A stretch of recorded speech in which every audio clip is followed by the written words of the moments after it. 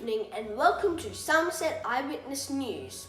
Australia's largest property developer, Walker Corporation, has submitted an application to build a massive townhouse development at Smithfield. Yes, that beautiful space just inland from Robina with rolling hills, flowing streams and an abundance of wildlife. To say locals are worried is an understatement. So we sent our hard-hitting reporter, Nigel newspaper, to meet with Johnny Walker to ask him how he plans to get the balance right between the housing thousands of people and looking after the pristine environment.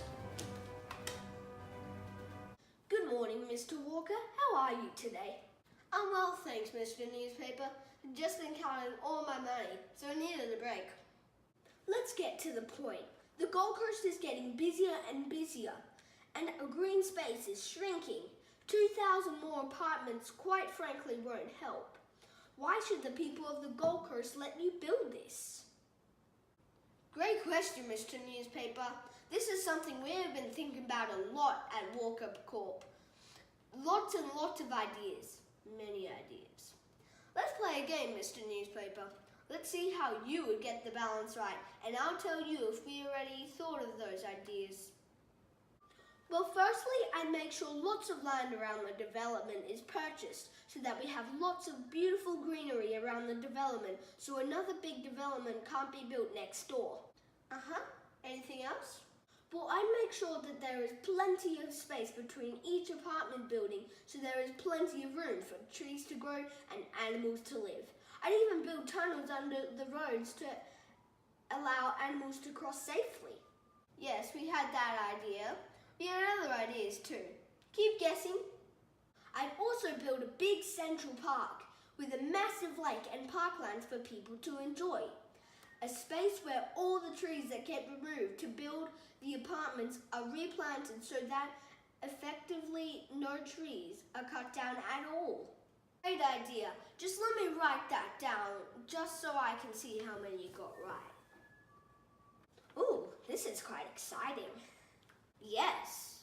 What else are you going to do to make the development more environmentally friendly? I think we should have a free bus that travels around the development and free buses to popular places on the Gold Coast, like Robina Shopping Centre, the airport, local schools and the business areas. In fact, people who live here may not even need cars.